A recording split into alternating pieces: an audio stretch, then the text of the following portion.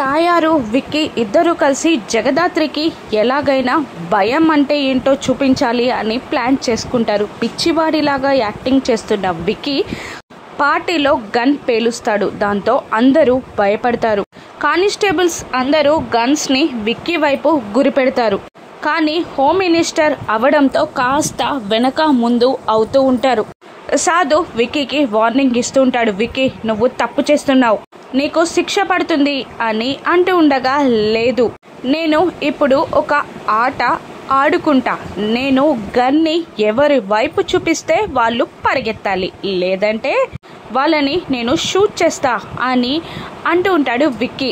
ఇక విక్కీకి ఎదురుగా కేదార్ వెళ్ళి మనిద్దరం ఆడుకుందాం అని అంటూ ఉంటాడు. లేదు, నేను ఎవరి వైపు చూపిస్తే వాళ్ళే పరిగెత్తాలి అంటూ వైజయంతి నిషి వైపు చూపించి ఆ తర్వాత సుధాకర్ వైపు గన్ చూపించి, ముసలోడా నువ్వు పరిగెత్తు అనగానే సుధాకర్ షాక్ అవుతాడు.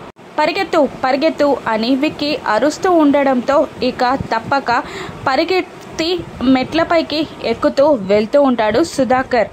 వెనకాలే విక్కీ కూడా గన్ పట్టుకొని షూట్ చేయడానికి వెళ్తూ ఉంటాడు. ఇక పరిగెత్తలేక ఆయాసపడుతూ గుండె పట్టుకుంటాడు సుధాకర్. అది చూసి కోపంతో పిడికిలి బిగిస్తుంది జగదాత్రి. కౌశికి బాధగా బాబాయ్ అని అరుస్తూ ఉంటుంది.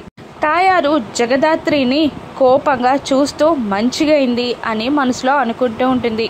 ఇప్పుడు విక్కీకి జగదాత్రి ఏ విధంగా బుద్ధి చెప్తుంది, ఈ క్రమంలో విక్కీ చచ్చిపోతాడా? రాను ఎపిసోడ్స్లో చూద్దాం. Thank you for watching.